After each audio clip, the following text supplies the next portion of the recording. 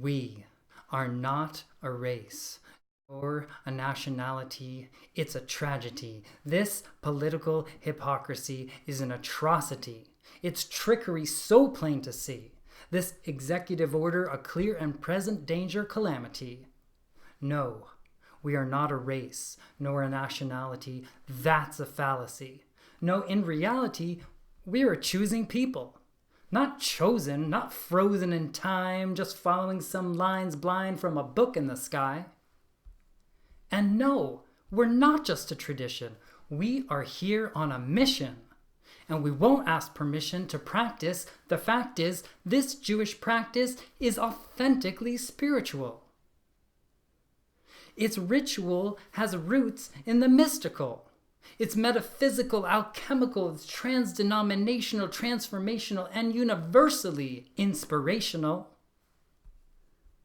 This practice is about waking up to what we are, to the possibility of what we can be when we choose it. But if we fall asleep, that's when we lose it. Left to our own devices, it's a modern-day crisis, getting lost in Facebook posts about ISIS when the real war is an attack on our human lights. It's a shame the way we spend our nights, trying to self-medicate Netflix or a Tinder date. That's when we assimilate, when we swallow the bait, to be jealous or fearful or perpetuate hate, to collaborate with the tyrannical nation state. Or even when we simply stay up too late, scrolling in that numbed out, screen-induced, zombie-like, comatose state. That's the moment when we seal our fate. And instead of elevate, we desecrate this holy temple we've been sent here to rededicate. That's right. Yeah, it's true. The holy temple is you.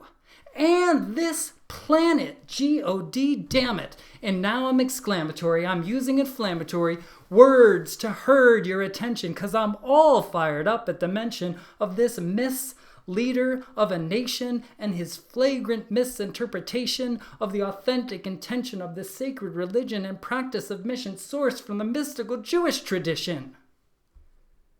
No, we are not a nationality or a race, you presidential disgrace.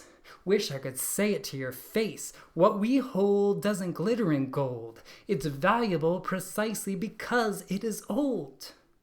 A lineage, heritage, history, and mystery with something with roots in the past. That's what makes it last.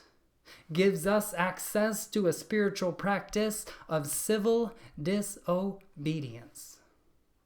Disobeying whatever the forces, whatever the sources of those default, grooved in habitual courses of actions that force us to walk unconsciously, without compassion, aliveness, or empathy.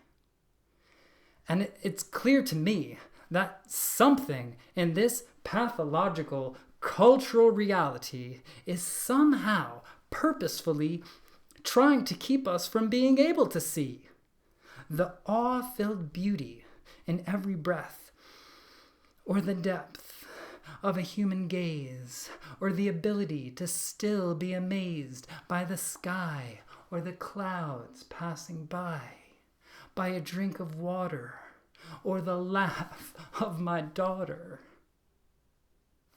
No, we are not the chosen people, race, or nationality. That right there is some heresy.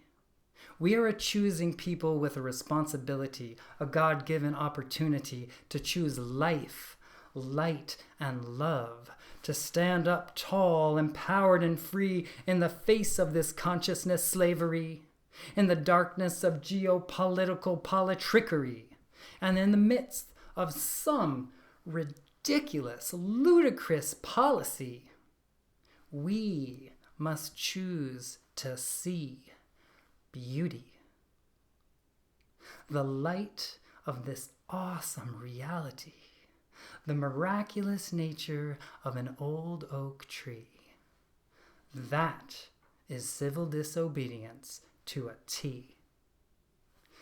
So my heartfelt plea that I pray to thee is to commit anew to your human destiny, to see yourself in this world as a sanctuary, and as you wrestle with that inner angel and step directly into danger, precisely to earn that new name given by angelic stranger, as you're hit by the impact of inner soul collision.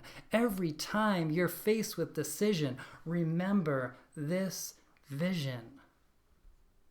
You were born with a mission to fight for life in good times and strife, to use your heart, your mind, and your soul as your eyes to see, attaining clairvoyant clarity, not just for you or for me, but for this entire humanity, this one cosmic family, in the process of remembering our divine identity, putting it all back together for the sake of future history, for the sake of great mystery.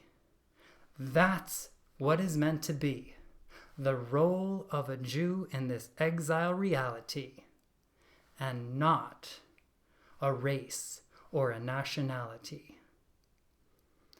Hear my words, Mr. Fake News President T. Disrespectfully yours, a very concerned Jew.